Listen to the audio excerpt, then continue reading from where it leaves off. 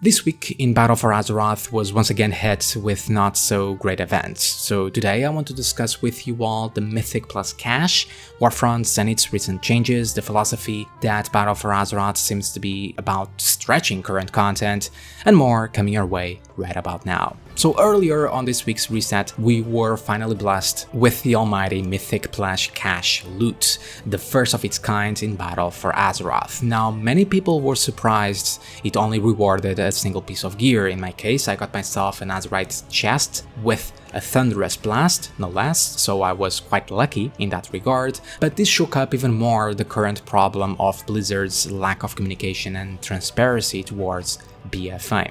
If you don't know, for the longest time, since beta, it was somewhat publicized by content creators, big WoW websites like WoW Head, MMO Champion, and even myself in the last week's video, that the Mythic plus weekly cache would award up to 3 items randomly, so you could still get 1 or 2, or if you were lucky, 3. This system was embraced and made sense because in Battle for Azeroth, we don't have just regular gear to get like in Legion. We have Azerite armor, we have weapons again, and the run-of-the-mill gear, so it made sense that the cache this time around could potentially award more pieces of gear. Azerite armor on itself even works differently from normal gear in terms of item level scale with the key levels to drop, and doesn't even drop in regular Mythic plus dungeon runs, just on the weekly cache. Plus this. All the endgame sources of Azerite armor are from sources that are gated by some lockout, and not just endlessly spammable. So raids, by definition, you can only kill a raid boss once a week. In PvP, it'll come from Conquest rewards or from your weekly chest there, and from Mythic Plus, it'll come from your weekly chest. And we are planning on being significantly more generous than we are with regular items when it comes to these. But to everyone's surprise, it was announced at the last second, and by the last second, I mean on the reset day, that it was just 1 item like in Legion, and it's working as intended. The up to 3 items was just a beta testing feature. Now, I can completely understand that, but when you clearly see partner websites, basically everyone talking about Mythic Plus in the community, saying it's up to 3 items on the cache, and nothing is said otherwise for months, can be rather frustrating to say the least. Now, the fact that it's just 1 item is fine, even though that in Legion wasn't just 1 item. If you really think about it, it could be 2 with legendaries. There was a very high chance, to some degree, of legendaries in the weekly cache, and if you got 1, you also got a regular piece of gear, so it seems reasonable to ask the same for Azerite armor. Not only that, again, there is no other way to farm Azerite armor outside of raids and the Mythic plus cache. Well, there's PvP, but that's its own dedicated pieces and is also connected to a PvP cache. In the end, the lack of communication coming over from Legion since Battle for Azeroth inception continues to be mind-boggling, and what this all means for us players with just 1 item rewards, well, it means that we're gonna have to go on that grind wheel for a little bit longer. You can see that as a good or as a bad, so do let me know your opinion, but I'll leave that discussion towards the end because there's a similar topic to talk about, and it is Warfronts.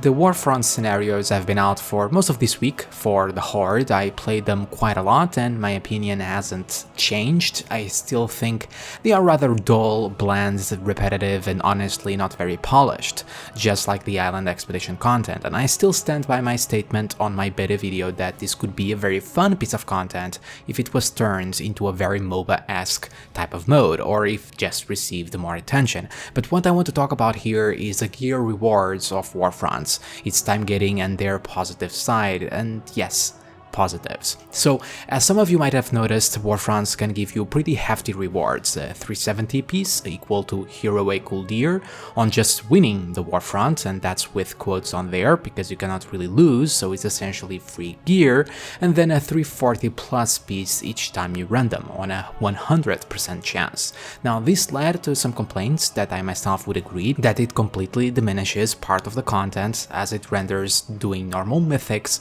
or lower contents almost useless for those that are still pretty weak on gear, as you can just do Warfronts instead. The response to that was to add a 320 item level requirement, which does help to some extent, making the other pieces of content of similar rewards not as irrelevant, even though I find it rather interesting let's put it like that, that something is just essentially giving you free gear for doing practically nothing.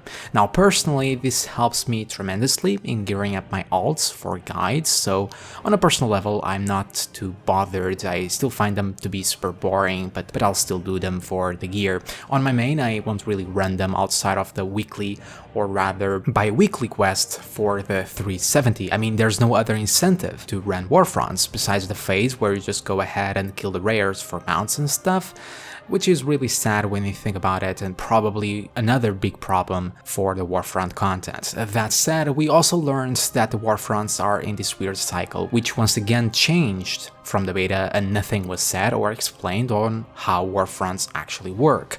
Basically, the way that it works is that it still is by phases. The first week Horde added the contribution phase, which itself there's a big conspiracy theory that we don't contribute at all and it's just on a set timer. But anyway, there's a contribution phase. Once at max, we get the scenario to run for 7 days, so a week, up from 2 days from beta. While this happens, Alliance had Arati Highlands to farm for rares, the world boss, and a few quests. Now this is one cycle. Until this ends, the rares won't award gear or anything else, nothing resets, even with the weekly reset. It's on its own separate cycle. Once the main scenario ends, so that's 7 days, then it starts the next cycle, but with the roles reversed, meaning Warfronts are on this bi-weekly sort of system before you can do the next ones. Once again, you can see the stretching of content, that hurt to say in the same context, by the game. You can see this with the way gearing works on some aspects, like the Mythic plus cash with the change on the loot, AP requirements with the Azerite armor especially. I mean, all of this seems to be in place to last for as long as possible. Chasing that carrot is probably the phrase you'll find a lot when discussing Battle for Azeroth, and it fits perfectly, although at times you already have the carrot, but then the game asks you to keep chasing it and chasing it. Azerite traits. Now, an interesting topic is what will happen to Warfronts after the next tier is released. Will their rewards just bump up in item level? Well, recently it was discovered 3 more possible Warfront locations. Barrens between the gates of Mulgore, Silvermoon, and Azshara, as in the zone next to Orgrimmar. What's awesome about this, if it ends up being true, is the zone's revamps that will come along with them. I don't know about you, but getting the nostalgic Barrens in its full glory graphics, or Silvermoon to hopefully function as a zone part of the Eastern Kingdoms and not a weird separate zone, would be amazing. I mean, that's probably the best part about Warfronts. Wherever they are located, they will suffer the same treatment as Arathi Highlands, at least hopefully, so bring it on. That said, will each of these new Warfronts go hand in hand with a new raid tier? Well, it would make sense, as then each new Warfront would have its gear rewards equal to whatever item level is current, instead of just bumping the previous Warfront scenarios in terms of gear. And the 4 Warfronts amount seems to match the usual 4 main raids like they were in Legion. Another aspect that could be tied to the Barrens Warfront sort of storyline could be, and this may be a stretch, is the Botani and the Saveron, as if you paid attention to the last bit on the Magar allied race storyline or quests, you can see for a brief seconds Botani and Saveron running off to the Barrens. So maybe, possibly, may be connected some way, or allied race confirmed, of course. All in all, do let me know what you would like to see coming from Warfronts in the future. Do you want them just gone, changed, or you like them the way they are currently, be it gameplay or gear rewards? Or like myself, you tolerate them for the sole fact that they are just an excuse to redo old zones. Now on to Uldir. Mythic difficulty just opens on this week along with LFR First Swing, and oh, it's so creamy. But besides LFR, I'm still quite enjoying it. I still think it's a pretty fun raid, probably the best part about Battle for Azeroth so far. Do let me know what you all think about it as well down below.